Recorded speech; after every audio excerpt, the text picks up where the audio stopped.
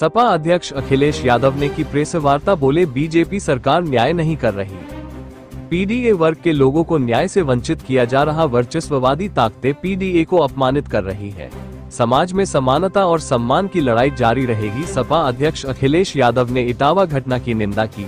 वर्चस्ववादी लोग पीडीए को कर रहे अपमानित, सच्चे भक्त अब भागवत कथा भी नहीं सुना पा रहे। ये लोग समाज पर एकाधिकार बनाना चाहते हैं। अखिलेश यादव ने बीजेपी पर विचारधारा थोपने का लगाया आरोप। लखनऊ से अखिलेश यादव का तीखा बयान। सपा अध्यक्ष ने कथावाचकों के साथ भेदभाव पर उठाए सवाल। कथावाचन के लिए सरकार एकाधिकार कानून लाए, क्या अब वर्चस्ववादी दक्षिणा भी नहीं लेंगे? पहले लोग घर और मंदिर धुलवाते थे, अब सरेआम लोगों का मुंडन कराया जा रहा है।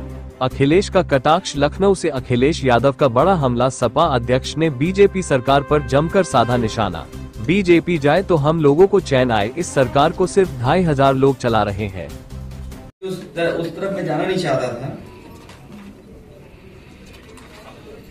याद है पोस्टर कैसे लगते थे लखनऊ में? न दलितों की बनी रानी, न यादव की कहानी। याद है आपको?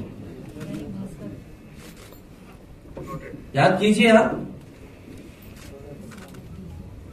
क्या न दलितों की रानी, न यादवों की कहानी? ये सब भूल जाएंगे हम लोग। मतलब विधायक ने एसडीएम के थप्पड़ मारा, दरोगा के थप्पड़ मारा, और किस लिए? कि वो न्याय देना चाहता था, ओवरलोडिंग न हो इसलिए। केवल एक घटना है क्या? और घटना नहीं है क्या? सुना है कि एमएलसी पीटा गया था, कूटा गया था कमरे के अंदर। डीएम सीएमओ लड़ गए। नहीं कूटा गया क्या? कानपुर में देखो डीएम और सीएमओ आपस में झगड़ा कर रहे हैं। बिजली चली गई, डायलिसिस पे आदमी मर गया। सोचिए आप, उत्तर प्रदेश क्या मर रहा है, और अपनी आप नजर उतार रहे। सोचिए ये हाल उत्तर प्रदेश का।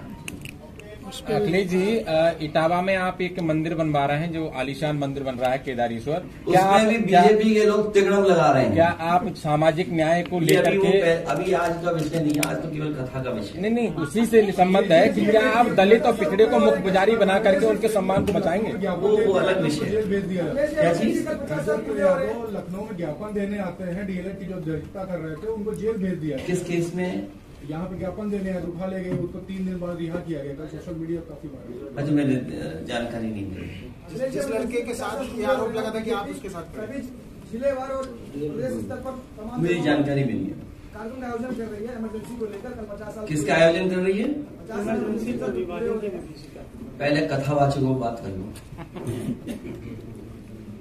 कि भाई कथावाचक के लिए क्या एक्ट लाएंगे, कानून लाएंगे? केवल वही गा सकते हैं भाई, सुन सब सकते हैं, गा कह नहीं सकते हैं आप। अखिलेश जी, इसको लेकर के बहुत से सवर्ण समाज के लोग जो सोशल मीडिया पे ये लिख रहे हैं कि सदियों से ये काम जो है। मैंने कभी सवर्ण समाज को नहीं कहा, मैंने केवल वर्चस्ववादी कहा है। सवर्ण समाज को क्यों बुरा लग रहा है, ये आप चेक करिए उनको। उनका ये कहना है कि ये हमारा काम था। उनको क्यों तकलीफ है? नहीं, हमने तो किसी को नहीं कहा, हमने तो वर्चस्ववादी कहा। भाई हमें रामजी सुमन जी के साथ किससे किया? वर्चस्ववादी लोगों ने किया।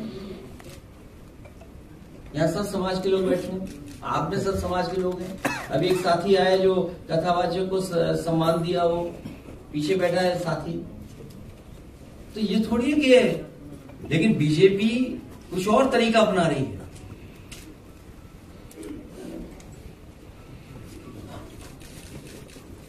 ठीक है सर। आपने जो यहाँ किया एक नजीर है उन पीडीए और तमाम उन लोगों वर्चस्ववादी लोगों के लिए।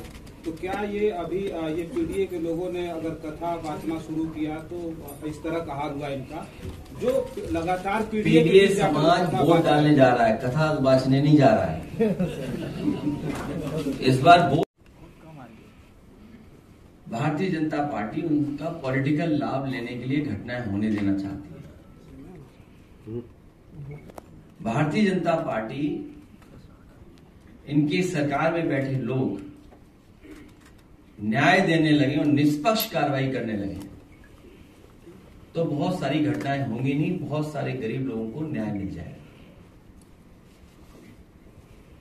इस सरकार का रवैया क्या है, इस सरकार का रास्ता क्या है। कई मौकों पर मैंने कहा यह सरकार हार्टलेस है, अनडेमोक्रेटिक है और हर वो काम अनकॉन्स्टिट्यूशनल उसको सपोर्ट करती है। बाबा साहब भीमराव अम्बेडकर जी का संविधान, उसकी प्रस्तावना, केवल प्रस्तावना के तहत ही अगर सरकार फैसला लेने लगे तो हमारे गरीब, गांव में रहने वाले लोग, पीडीए परिवार के लोग, दलित, पिछड़े, अल्पसंख्यक और जिनके साथ अन्याय हो रहा है उनको न्याय मिलने लगे, उनका सम्मान होने लगे। इस सरकार में बैठे लोग लगातार अन्याय करा रहे हैं। वो प्रभुत्ववादी लोग, वर्चस्ववादी लोग, प्रभुत्ववादी लोग लगातार पीडीए परिवार के लोगों को डरा रहे हैं, धमका रहे हैं, अपमानित कर रहे हैं। सोचने का सवाल यह है, भागवत कथा सबके लिए है, भागवत कथा सबके लिए है। जब सब सुन सकते हैं तो सब बोल क्यों नहीं सकते?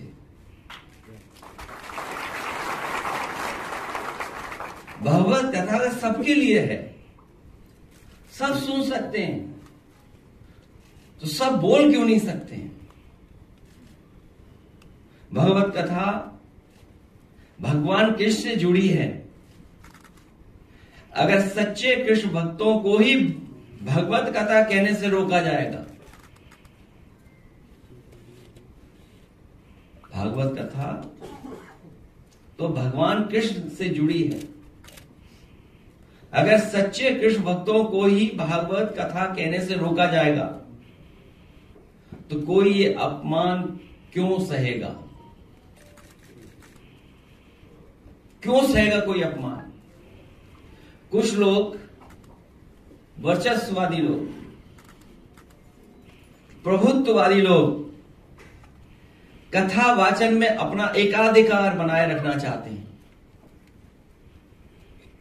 ये एकाधिकार छीने नहीं उनका,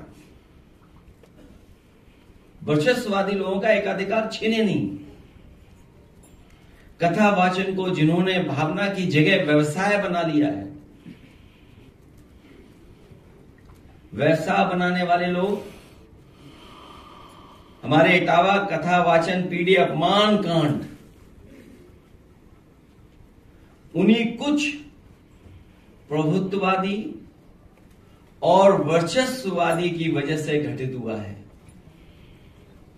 अगर पीडीए समाज के इन लोगों को इतना ही परहेज है तो घोषित कर दें कि परंपरागत रूप से कथा कहने वाले वर्चस्ववादी पीडीए समाज द्वारा दिया गया चढ़ावा, चंदा, दान, दक्षिणा कभी स्वीकार नहीं करेंगे।